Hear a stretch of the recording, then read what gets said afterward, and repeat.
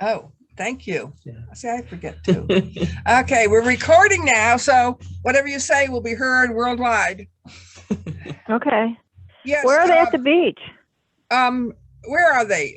With the Volks? That's You said Cape Cod. Cape Cod. Thank you, Mary Lou. Yes. So Wow. I told her to get me shell for my collection. Years ago, since I never traveled much and lots of my friends did, I started asking them to bring me back a stone from wherever they went. So I have stones from Ayers Rock in the middle of Australia that the pipe was brought back. I have a stone from the Rio Grande that Bessie Brooks brought back, wading into the river to get it, turning around to see border guards standing there on the shore looking at her. All sorts of fun stories. So anyway. That was a good idea. Yeah, they're in a pile by my front door. And I remember where some of them come from, but then again, I have forgotten where quite a few have come from. I would be surprised. Does Cape Cod have seashells? Well, sometimes they do. I mean, Long Island does. So they're not famous for the seashells, but who knows? Yeah. Maybe after that storm. What do they do over there? What is over in Cape Cod? They were there last year too, weren't they? I don't know. Or earlier this year? Don't know. So anyway, okay, well, why don't we begin with who we have? And our topic this week pretty much was the equinox, which happened a few days ago. Rima, you looked it up. When I didn't find it. Okay, she didn't find it, but she has it now. When was the date this year for the autumn equinox? I know exactly. Okay, what is it? It was Wednesday afternoon at 3:21 p.m. All righty. And so once again, remember, it shifts a little bit, give or take a day. Sometimes I think as early as the 19th, 2021, sometimes the 22. So give or take a day or two around that time. Now, Regina, your question was, what was your question? Where would you be on the earth for the sun at noontime to be straight overhead? The equator. That's the right. Same place for the vernal equinox. That's right. The sun is coming and going. Now, Sandy had a question. Did you get a chance? She's joining right now. Oh, Sandy. Oh, my goodness. She's connecting to the audio. Hi, Sandy. Well, Sandy's down in Florida, if I remember correctly. She also comes and goes like the sun. So as soon as she's tuned in, but I guess she can't. She can hear you now. Can you hear me? She's muted though. But I can't hear you, Sandy. Okay, I couldn't turn myself on before. Okay. Hi. You're I'm on. back from Florida, but I have to tell you that the skies were cloudy the whole time I was there at night. Oh, so and you didn't look it up on Huh? and you didn't look it up online. No, that's bad. No. Okay. I think you have a backup. Rima? What was the altitude of the sun on that day here in New York? Well, no, that's what I wasn't able to find. Oh, she wasn't able to find. I found my original question. Oh, okay. What was your original question? That was what Regina answered. Regina answered. Yeah. Okay. Oh, sorry. That's all right. That's all right. Sometimes I'm not sure if everybody's going to make it. So Rima's always here. So I stick her with the doubling up sometimes. Yeah, she's a good person for that. Good doubler upper. All righty. If we're at 42 degrees north, then on the equinox, the sun in our sky would be at roughly 48 degrees above the southern horizon at noon, which is about halfway up. I don't know if people notice this. I notice it. When I sit in my house on my couch with my back to the windows that face south, I notice in the summertime, when the sun is quite high at noon, the sunlight only comes in on the rug away from that southern wall about 2 feet into the room. But in the winter, in December, that sunlight, because the sun is so much lower, what was that, in the sky, the sunlight goes almost 18 feet across my living room floor. Wow. Wow. Or the garden I have on the north side of the house is only a 2-foot wide strip. And in June, when the sun is highest, that 2 feet right against the north side of the house is still in the shade. But in the wintertime, as the sun is much lower in our sky, that shadow stretches about 15 or so feet out away from the house. So, and my clothesline runs from the house out to the woods. So I noticed in the summertime, the clothes are more likely in the sun, but not in the winter when the shadow is there.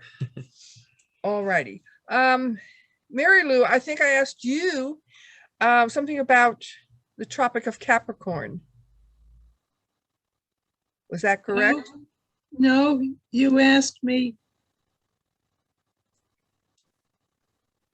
The sun is moving south toward which tropic is this Okay. heading?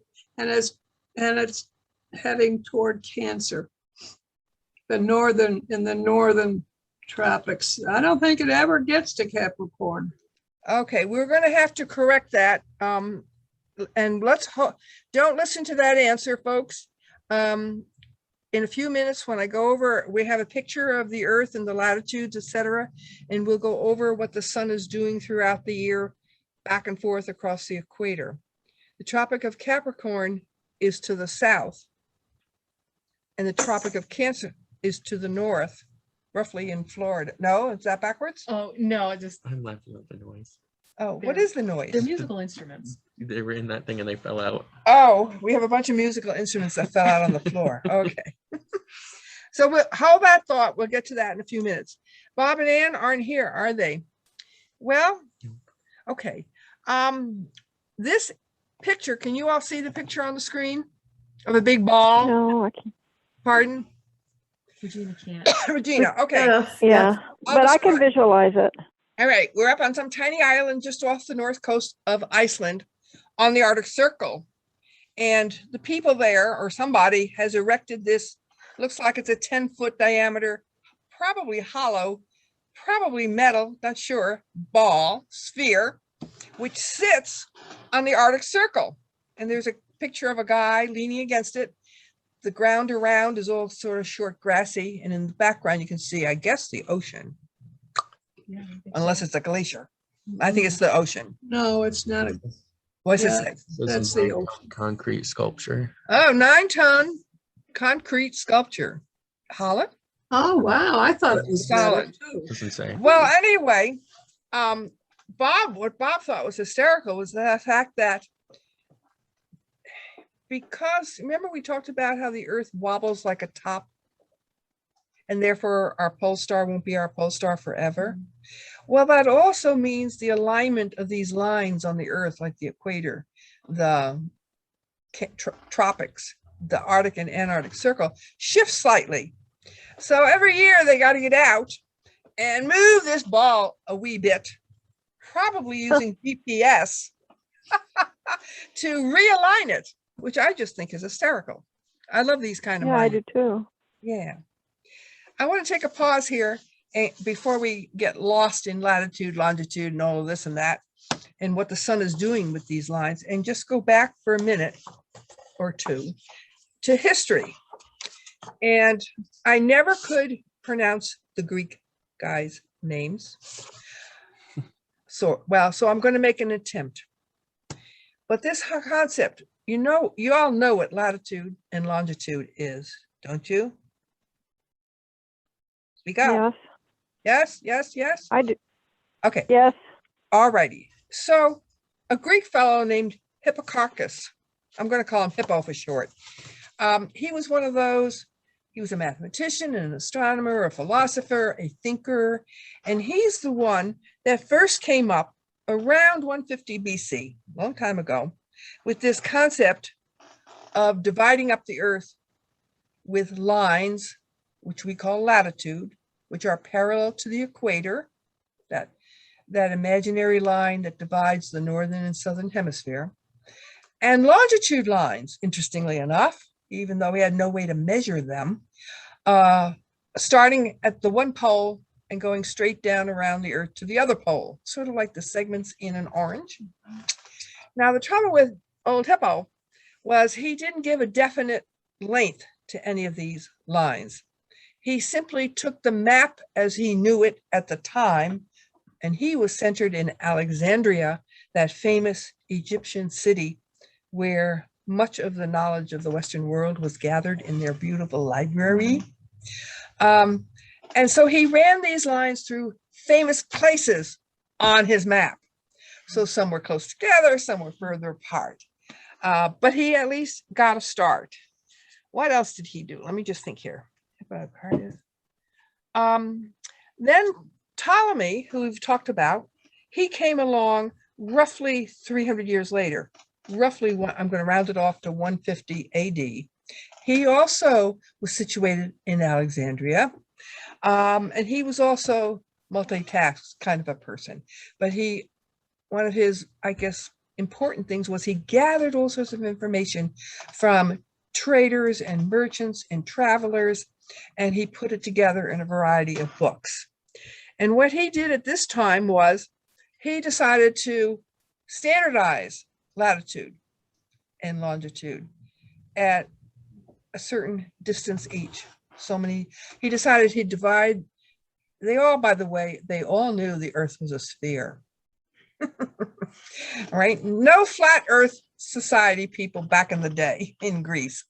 And so our latitude lines, he decided he would divide them evenly spaced apart. And the same thing at his location, the longitude lines, which we'll talk about later, they differ in width depending on how close you are to the North Pole. We're going to forget the Southern Hemisphere. We're just going to deal with the equator on North, more or less. And Ptolemy also decided North would be on the top of the map and the East would be to the right. Up until then, maps didn't have any particular direction. And as a matter of fact, when the Muslims came to power for close to 1,000 years, from let's say 700 to 1400 or so, they oriented their maps with the East on the top because the majority of Muslim societies then were to the west of Mecca. And since you faced Mecca to pray, they felt that was the cardinal most important direction. But that was an aside. Yeah. One thing Ptolemy did that was a mistake on his part, when he measured latitude, he thought it was 50 miles wide, a degree. In truth, it was 70. So Ptolemy's sphere, the Earth, was much smaller in reality than it really was. And that got old Columbus, all those hundreds of years later, in trouble because Ptolemy's idea, north is up, east is, etc., they also accepted his measurement of the distance between a degree. Therefore, when Columbus set out for what he thought was going to be across the ocean to Asia, he assumed the Earth would be much smaller. And so when after 3 months, there was an island, he thought he was off the coast of Japan. And oddly enough, he never did get to North America on his, 4, I think, trips. He always wound up on some island in the Caribbean, more or less. And so he died not knowing what he had really almost discovered. All righty. And let me just think here how to explain this. This picture. Okay, let's go to my pictures before I talk about it. Okay, what do we got? I think, all right, a couple of pictures to look at. So this one, which is that one. All righty, and we can enlarge it. Yep. Here on the equinox, either one, we have a picture of the Earth centered on the Atlantic Ocean. And as you can see, night and day divided from the North Pole on down to the South Pole Equinox means equal night. And so roughly almost exactly 12 hours of each on those two dates. Now, can we, that doesn't help. All right, you're gonna have to use your imagination because I did not have here. Okay, but these two lines, the middle line that runs through northern Brazil in the middle of Africa is the equator. Can you, yeah, point, no, down, one more. There's the equator. Up above, running through, almost hitting Florida, is the Tropic of Cancer. And guess what, guys? I just figured out why they named it that. All these years of studying geography, weather, astronomy, never. Yeah, why? Why? Okay. Do you remember studying the beehive cluster in the winter time? Well, in late winter towards spring. And it was in the constellation Cancer. Yeah. So at the equinox, at the nighttime, or no, in the daytime, because remember now everything's opposite. The stars are still there. You just don't see them. So the stars that you saw in springtime straight overhead are now straight overhead in the fall. And the sun, we'll explain what that means, I hope, in a few minutes. The sun is in Cancer right now. And that's why it's called the Tropic of Cancer. And this line down here through Brazil is the Tropic of Capricorn. And that's a constellation that I don't know anything about. It's one of those, doesn't have any, I shouldn't say this. I'm sure it has interesting things in it, but not spectacularly interesting that amateur astronomers would know about. But once again, if that's the springtime, then it should be in our night sky now. So we should probably look that up and see where it is.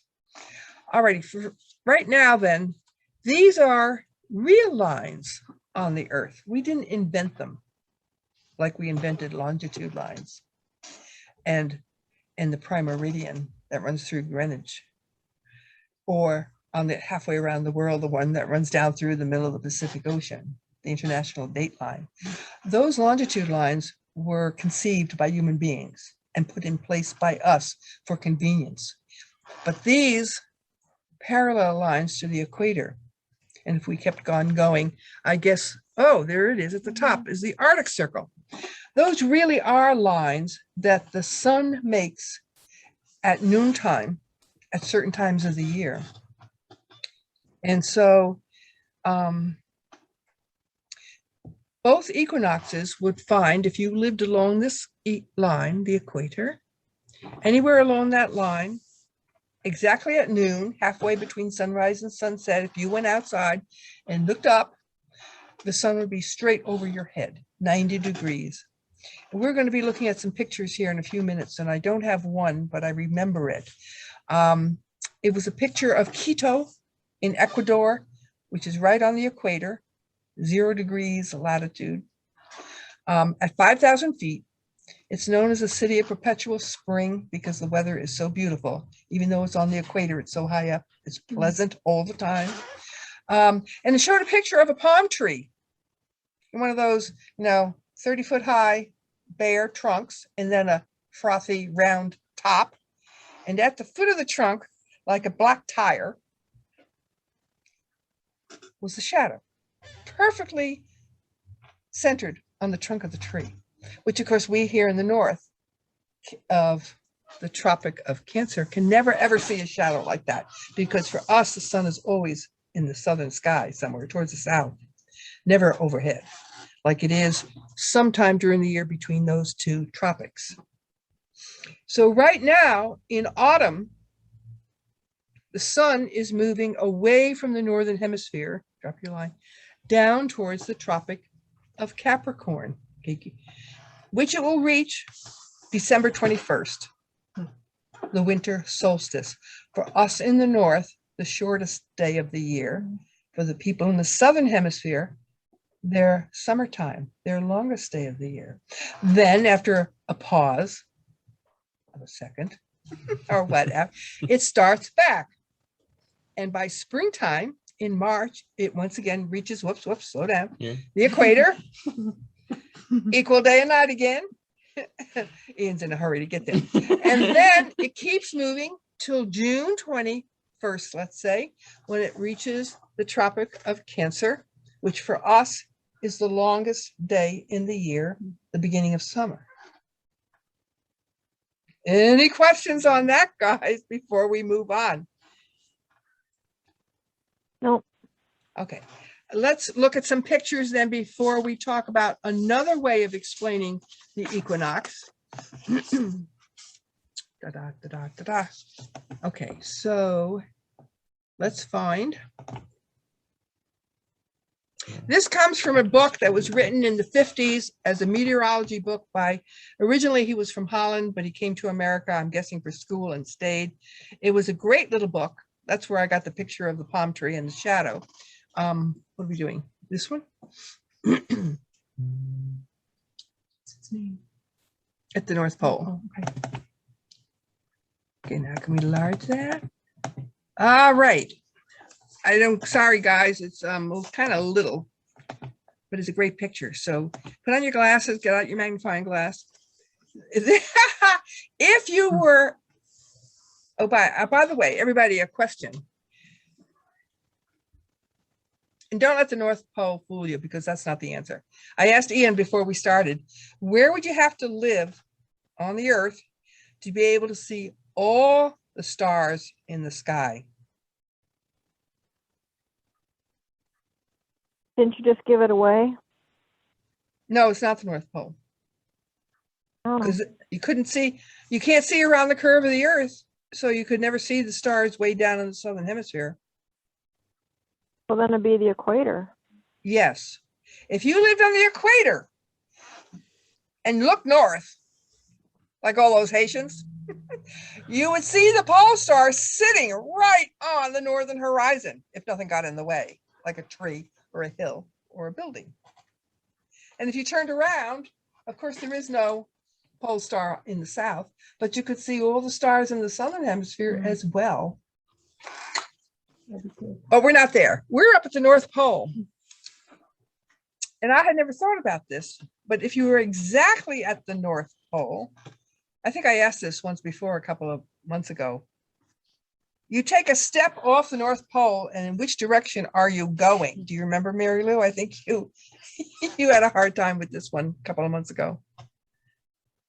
Think about points in math. You're standing right on the top of the North Pole. Yeah. Any way you go, which way are you going? South. South. Yes, Rima. South. Okay. Now, once you get a foot beyond the North Pole, then the other directions start coming in. But when you're right there, okay, so if you're standing right under the North Pole, and it shows some Eskimos here doing a variety of things. On the equinoxes, I believe, squint, squint. Yes. The top and the third one down, those are the two equinoxes. And on that day, your sun is going to roll around your horizon, right as if it was sunset 24 hours a day or sunrise 24 hours a day. But in the summertime, in June, the sun will be over your head about 23.5 degrees, tilt of the Earth. And once again, like a hula hoop, going same distance above the horizon. And in their wintertime, it's 23, right? Squint, squint, yeah. Below the horizon, you never see it. But it too, once again, like a hula hoop, same distance from your horizon, which we never see the sun do that where we are. And I think one of the things in this astronomy sessions that we're doing, I'm hoping, is opening our eyes and our thoughts to the fact that simply because we are rooted in Allegheny County, and when we look up, what we see is not what people elsewhere in the world see. What we see is true for us. What they see is true for them. There's no absolute truth, at least from a human perspective, standing on this sphere. And I think that's a really important thing to understand because it applies to many things. All right, what's our next picture? I think our next picture, we're going to come down to New York, which is at about 40, they say 42 degrees or so. north, which is close enough for us. And this is also, what's the dates? Okay, once again, the first and the third are the two equinoxes. And that's at noon when the sun reaches the zenith. And remember, zenith does not mean straight overhead. Zenith simply means the highest it gets from sunrise to sunset. And for us, it's always an arc. It's never straight overhead, a half circle. So there it is. This is it is in the winter, much lower in the sky. And this is in the summer when it's much higher in the sky, but never straight overhead. Okay, what's the next one? Doot. Oh, we're back to the North Pole again, or we will be. Which one? Oh, no, it's the Arctic Circle. Sorry. Yeah, that one. Now, the Arctic Circle is another one of those latitude lines that the sun creates. We didn't create it. We just noticed it. If you live at, let me think, 68.5 degrees north, I think, or is it 67.5 north? Something like that. There'll be one day in the year when the sun disappears during the day. And the further north you go from that towards the pole, the longer the land of the midnight sun will be. Okay. Such that if you're at the pole, you have 6 months of light and then 6 of dark. But down at the Arctic Circle, it begins with one day and gradually increases as you go north. Now, when I was in Finland, I'm going to round it off to 70 degrees north, which is just a few degrees. They actually had only like, I think 3 or 4 weeks at the most where the sun didn't come up, late November through early January. And the further north you go, the longer the nights become in the winter, and in the summer, the longer the days become. We happen to be there at the equinox.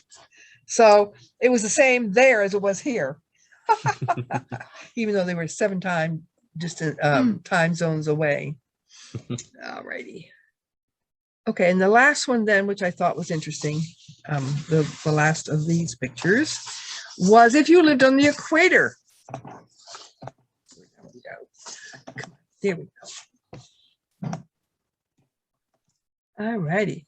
And once again, the two equinoxes, if you live down in say northern Brazil or in the middle of Africa, right under the equator or in Quito, at dawn, the sun would rise due east, go straight over your head like a cut in half hula hoop, creating a shadow at your feet, and then set straight west.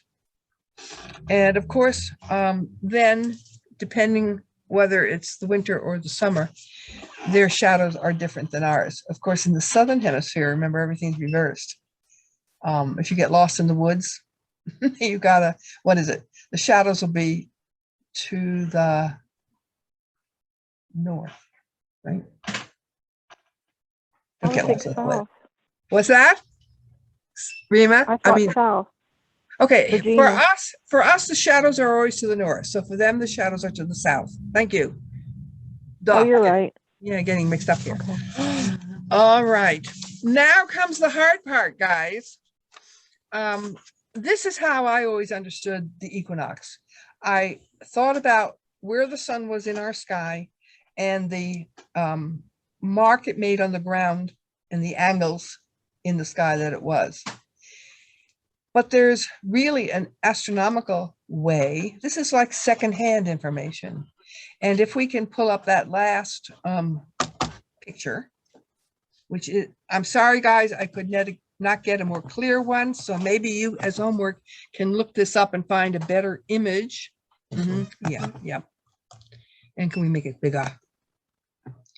Okay, before we tackle this, Regina, you had a sort of a theoretical a question and then a theoretical thinking about What, did you look up the celestial sphere? No, I don't remember that. Okay, What was I supposed to? Yeah. that's all right. Let me think for a minute. I'm sorry. That's all right. When ancient astronomers, thousands and thousands of years ago, began to study the sky, they all thought the Earth was the center of everything.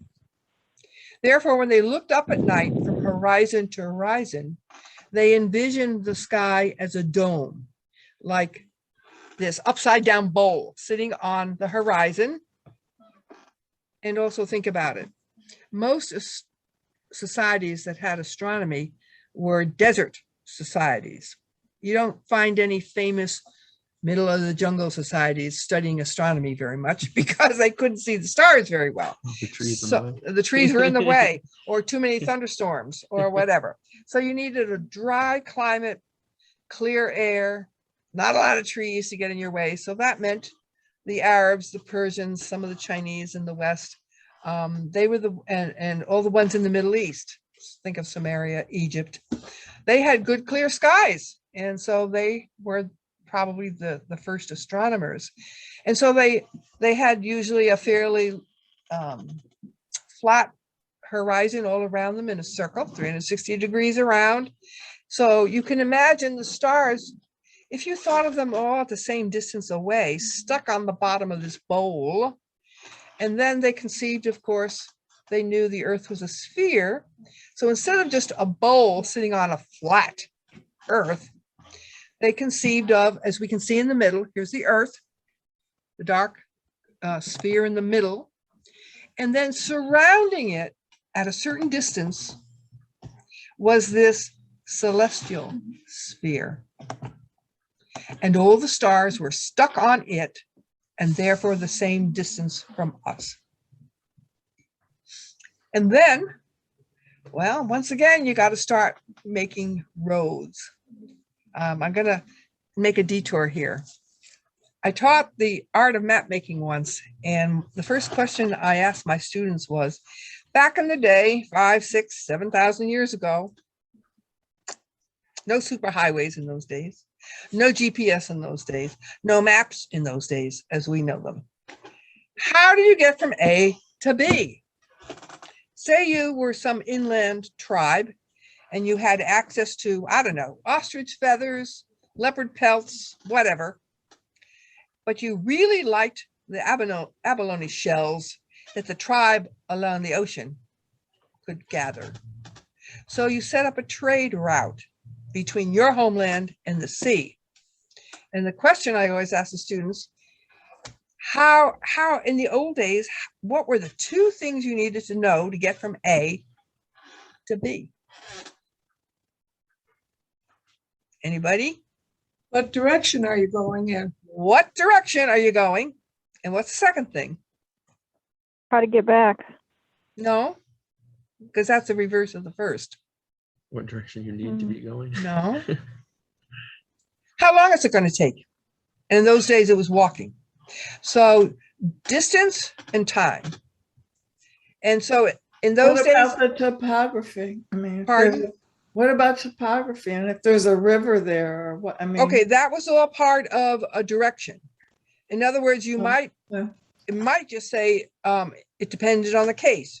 If you were lucky, in the springtime, at the morning sunrise, that's the direction you started walking in. And every day you kept in that direction for 3 days and you'd get there. And then along the way, you might cross a river or there might be a hill over here or whatever. But the two basics was, how long was it going to take you to get there in that direction? So moving back now to more modern times, like 5, 4, 3,000 years ago, when they started studying the stars embedded on the celestial sphere, which surrounded the Earth like a great big basketball around a baseball, they wanted to come up with some kind of road system. So what they did was, you see this light band in the middle of the Earth, that's the equator. They decided they would have a celestial equator, and that would exist want to run around that line, directly over the Earth's equator. And when I think from our very first session a year ago in February, I talked about the belt of Orion. We all know the belt of Orion. That's located, that belt, right over the Earth's equator, which means it's on the celestial equator. Ta-da. Now, the only trouble with this that makes it complicated, this is the axis that runs through the South Pole, North Pole, up to the celestial North Pole and the celestial South Pole. Now, if we could, to make life simple, take that line and shift it so it sits straight up and down compared to this dotted line, which is the path of the sun, then things would be so much simpler. But of course, then we would have no seasons.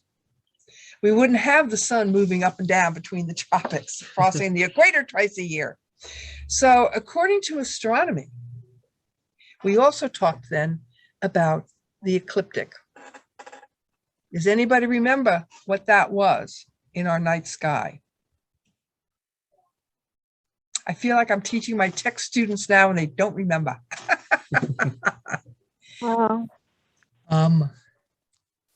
When the moon gets in between the sun? No, that's an eclipse. Ecliptic is a different word. Okay, how I describe it, when you look up at that dome of stars, in the daytime, you can follow from sunrise to sunset the arc that the sun takes through the daytime sky, right? You don't see the stars behind the sun, but they're there. Right. So the sun is moving along a path through the distant stars. And during the night, it's on the other side of the earth, so we don't see it. But that path that the sun takes through the stars, day and night, is called the ecliptic. I think of it as a 4-lane highway. And the ecliptic, the path of the sun, runs right down the middle yellow line, double yellow line, 2 lanes on each side.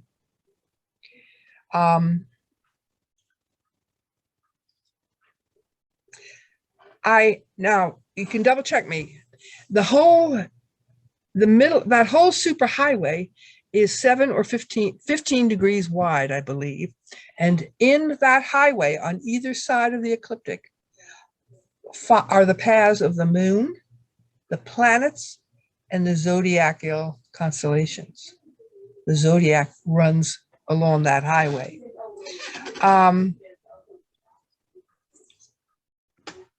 Want to repeat on that, guys?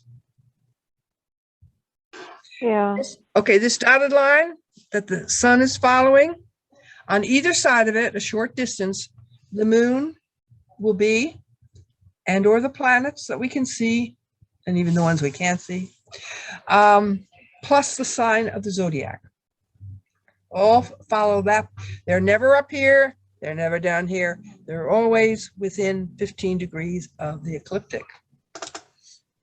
So for astronomy, what happens is, because of the tip, the 23.5 degree angle of our axis, twice a year, the sun here and then around here, wherever it is, twice a year, the spring and the autumn equinoxes is when the sun on the ecliptic crosses the celestial sphere. And I never knew that, and I never knew what it meant, but that's really what's happening. And then we see the results on the ground as shadows and angles.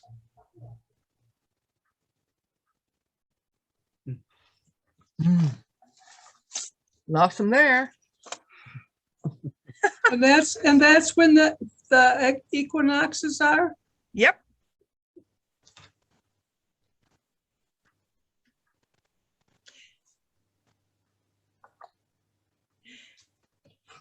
And it has something to do with this angle of our North and South Pole axis.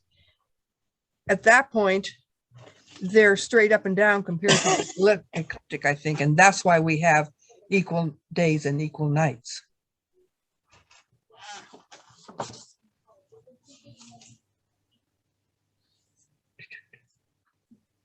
Let me just see here. Dun-dum, dun-dum, dun-dum.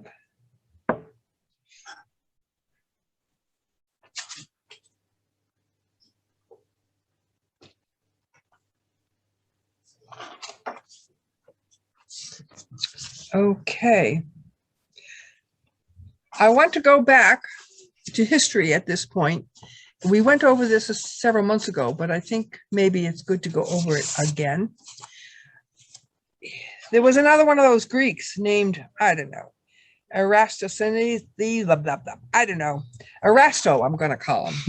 And he lived about 230 BC. So he was before Hippo decided to line things up with latitude and longitude. And he lived also up in Alexandria. But he also was an astronomer and a philosopher and a thinker and many other things. And he had somebody who lived down in what is now Aswan in southern Egypt, about 491 miles away to the south. And this fellow was a trader, I think. And one day he stops off at the library and he says, you know, Erasto, I've got this interesting observation you might be interested in. He says, you know, down there on the longest day of the year, which would be June 21st, they're in the Northern Hemisphere. There's a well here in this town, a very deep well. And you know what? On that particular day, the sun shines straight down to the bottom of that well. That doesn't happen up here in Alexandria, he says. Why is that? And Erasto thinks, why is that? Oh, I know why that is. Because the Earth is a sphere. So, and he made an interesting mathematical assumption. He assumed that the sun was so far away from the Earth that the rays that struck the Earth, no matter 491 miles away to the south or here in Alexandria, were parallel, which was a good guess. They essentially are parallel because of the distance. So he thought, and he looks out his window and there's this flagpole on the same day, maybe a year later, in June, the longest day of the year. And he noticed that the flagpole makes a shadow. And the angle of the pole to the shadow in the ground was 7 degrees. So he scratches his head and he says, I remember that 10th grade geometry class I went to when I was younger, and I'm going to do some geometry and I'm going to figure out the size of the Earth. Clever me. And so, yes, that's what he did. He took the fact that the rays went straight down the well, but up here in Alexandria, almost 500 miles to the north, it was a 7-degree angle. And he figured out the math and the geometry, and he came up with the circumference of the Earth. And he was only off by 8%, which of, Ian, do the math, 8,000 miles diameter, roughly, 8% would be, say 900 miles off. That's pretty good. Yeah. You know, they had to actually measure the damn distance. How did they measure it? I don't know. Let's walk it 2 feet or stays or whatever they called it in those days. My stride is about 2 feet for every stride. That's not really that accurate, is it? So anyway, he was the first It one. would be like 640. 640. Okay. Let me think.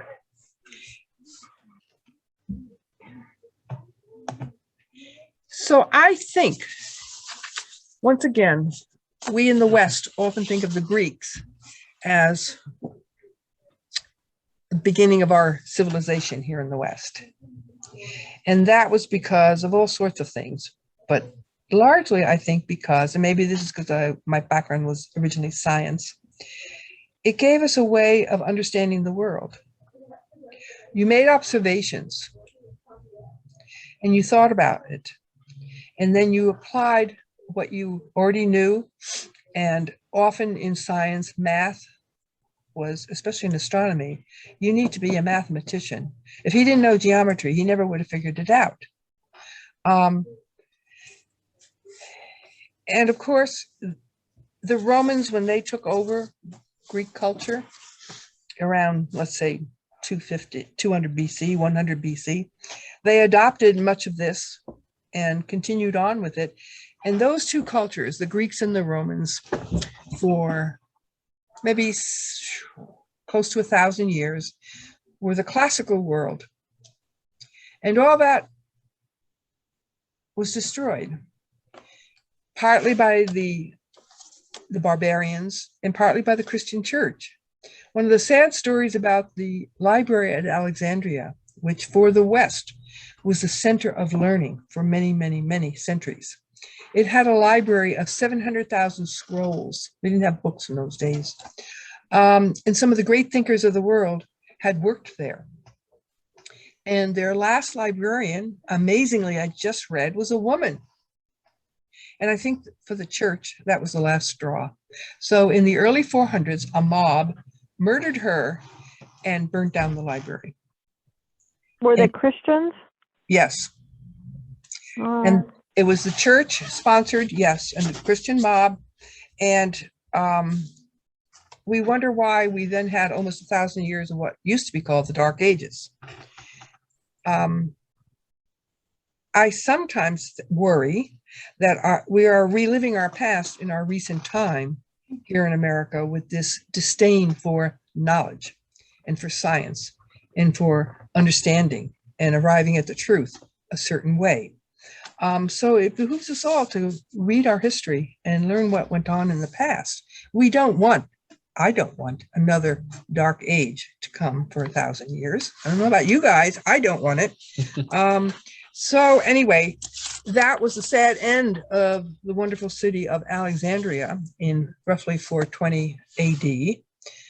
But I have questions for next time. We're going to have more fun next time. You guys ready? All right. Yep. Okay. We're going to Wait a minute. I have a question Yes, or a okay. comment. Yeah.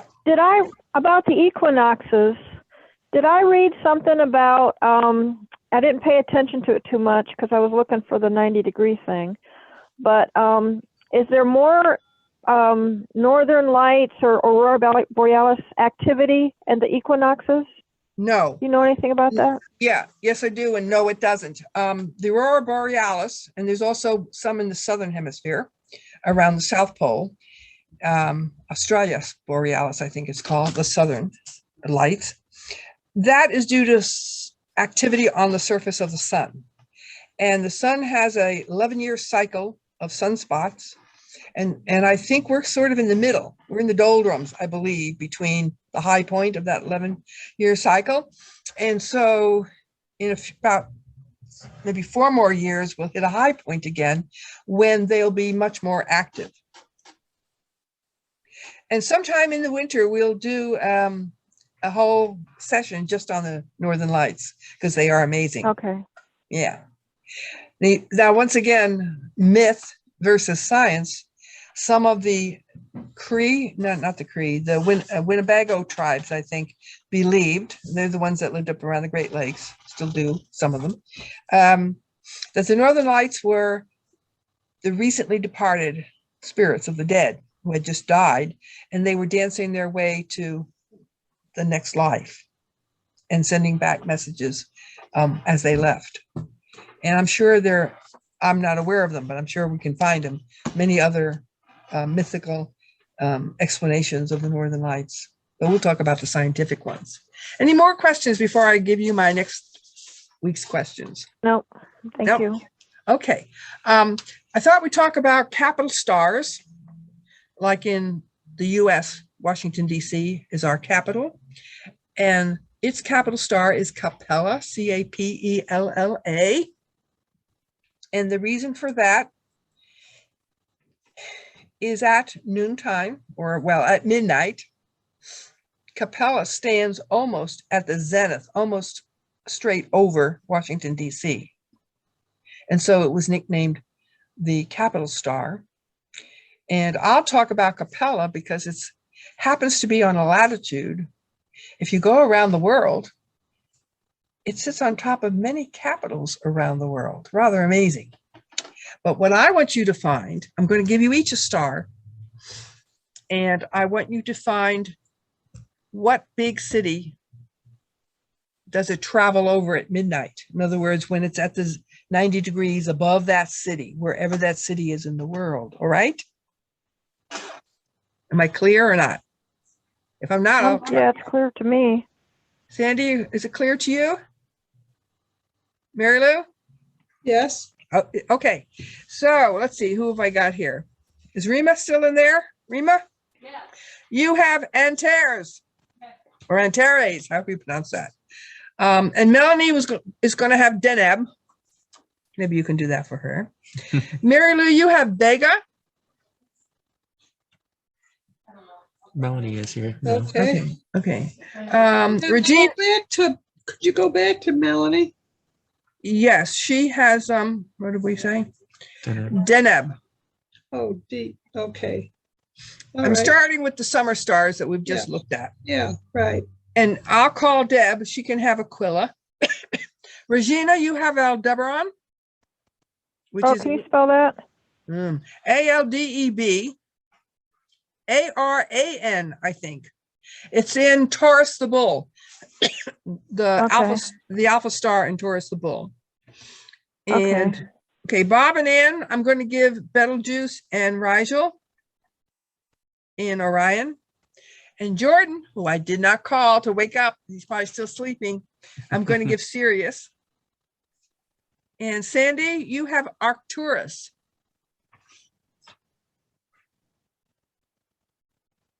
And what I want you to find then is what is the latitude of these stars at midnight, and therefore what main city lies under them.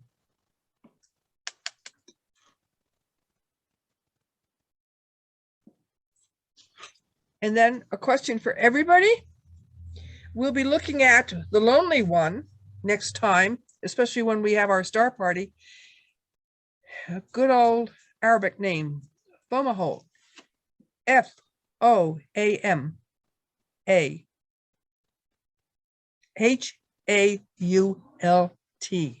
Long name. It's somewhere in the autumn sky. Look it up online and then try and see it yourself in the real sky. What is it again? Fomalhaut. Foamahalt.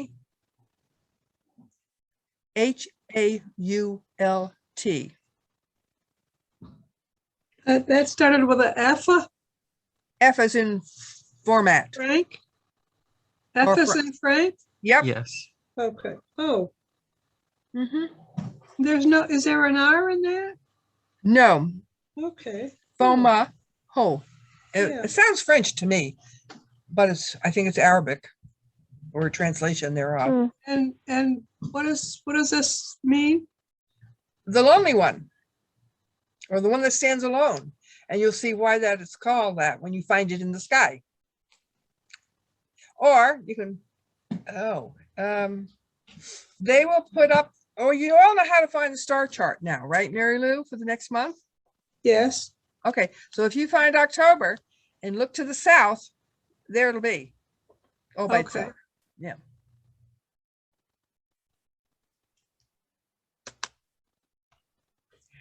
The interesting thing I learned when I studied this was that most of our bright stars, the 20 most bright stars in our sky, are really in the southern hemisphere. So the closer they the closer those stars are to the southern horizon, chances are they are in the southern horizon. Because remember, if we were at the pole, we could see only the stars north of the equator, more or less. But the further south you go, all the way to the equator, you can still see all the northern stars and more of the southern stars. Now, we can't see them all at 42 degrees north. Mhm.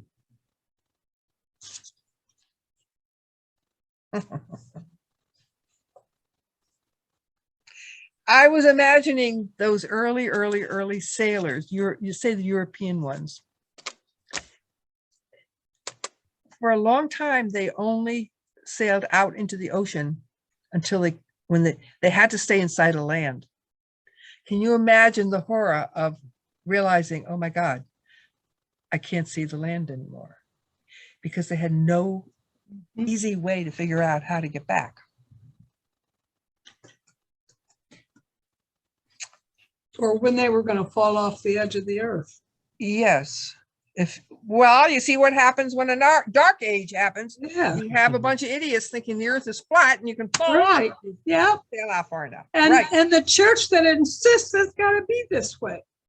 Yes, they didn't apologize to Galileo until, Yeah. was it the 1990s, I think. Yeah. Yeah, I know. I'm sorry. You know, I have a problem with them. Yeah, I do too. And I never heard that story about Alexandria being destroyed like that, or for that reason. Yeah, I never knew that before. No, Well, I never had either. Most people don't know their history. Yeah. Well, look it up. I didn't realize that their last They only know library. the history that they were taught. They only know the history you were taught. which Exactly. is not always the truth. And not always the truth, or only partial truth. And I didn't realize the last librarian was a woman. Can you imagine that? Yeah. Oh, that's amazing. Sisi would drop over in his, whatever, the modern president of Egypt. I shouldn't jump on him so hard. I don't know what he thinks about women. But anyway, I didn't Go find realize this on YouTube. you will find it. Oh, well. Let me think. Capital stars. There was something else in there floating around. What I was it? have a question. Yes, yes. So Sandy? This capital cities at midnight, is this all the time? What time are we talking about? Let me just think for a minute. Got to think for a minute.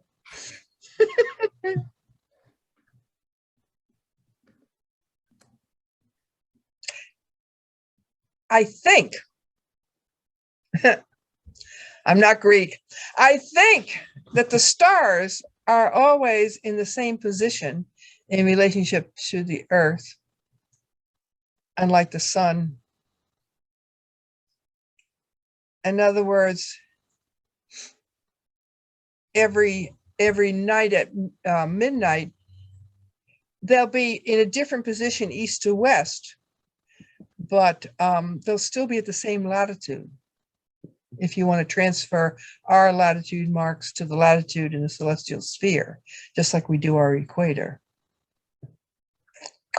But wouldn't it be on the same time of the year or something? Isn't it different? Don't they? No, I Doesn't think it fluctuate during time?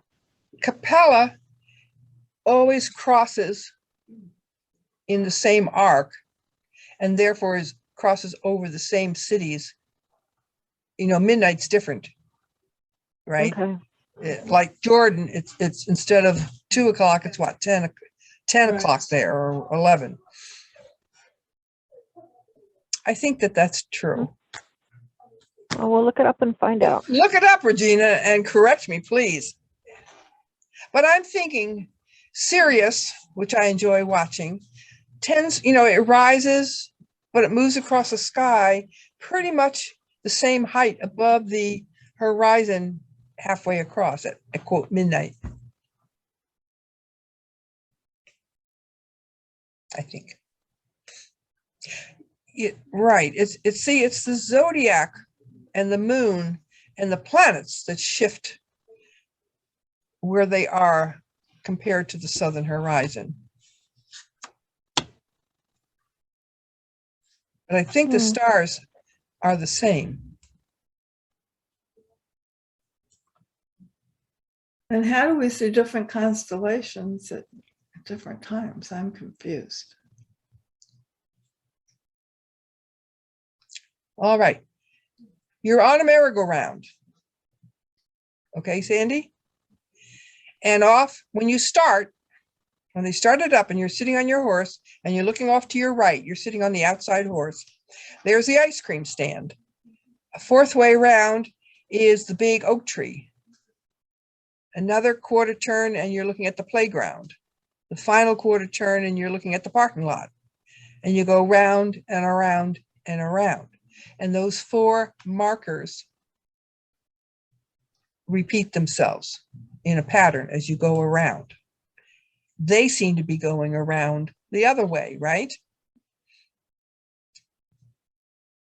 If Yeah. you're right, Yes. you think of yourself as sitting still and they're spinning around you in the opposite direction than you're going. So that's like the stars are out there on the celestial sphere and they're moving around the earth seemingly. It's really the earth turning, right? And that's what I forgot. What Regina, one of the questions I had asked you, I think, and maybe I wasn't clear. The concept of a celestial sphere is all made up. Science calls that something, and I'm forgetting what. It's like, what is it like? A construct that we constructed, created to help us understand something. In the old days, they thought it was real. Now we know it's not real, but we still use it because it simplifies our seeing what's happening up there. It's easier on the merry-go-round to think you're sitting on the horse and everything outside of you is going around you than to think really, well, it's me who's going around and they're standing still. And we still think that way. Who thinks when the sun comes up, it starts to rise up in the sky in the morning, that it's really we on the earth turning into the east? We don't think that. Right. We're not. We think the sun is No, we coming think up. the sun Right. The Right. sun's going down. Rising. Yeah, and the and same the thing. moon rises. And then The it, sun. We falls don't say the and earth turns. We say the sun rises. mhm, And the moon too. The moon too, and Yep. the stars. yep, So the sun, since we have based our calendar on the sun, we simply, we mark sunrise, sunset, what time it is, and it shifts during the year. We talked about the moon, and once again, because of the way we turn and the way the moon is going around at the same time, the moon rises 50 minutes later every night. But we haven't really talked about the stars. They rise 4 minutes later every night. So back in August, when I was up at 4 a.m, there was Orion rising in the dark on the eastern horizon at 4 a.m. But every month it rises 2 hours earlier. So now it's October, 2 months later, 4 months earlier, and 4 hours earlier. So now it's rising at midnight. So if you guys get up at midnight or 12:30, there's Orion coming up in the east. Mm. And it all has to do with the fact that as far as we're concerned, they're so far out there, they're fixed. mhm, But it's us going around and around and around. And while we spin around at that tilted axis, we're also moving around our orbit. So if this library is the universe with all the books are all the stars, at different times of the year, the nighttime is facing different parts of outer space with all those stars. And we see different stars at different times, sometimes.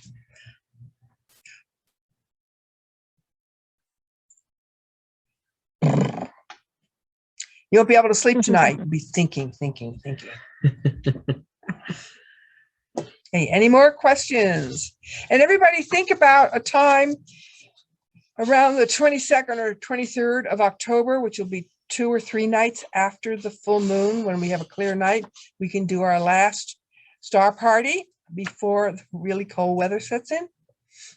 And I thought, if Bob can bring up his bird scope again, and those of us that did not get to see the moons of Jupiter will be able to see the moons of Jupiter, because Jupiter, by the way, is still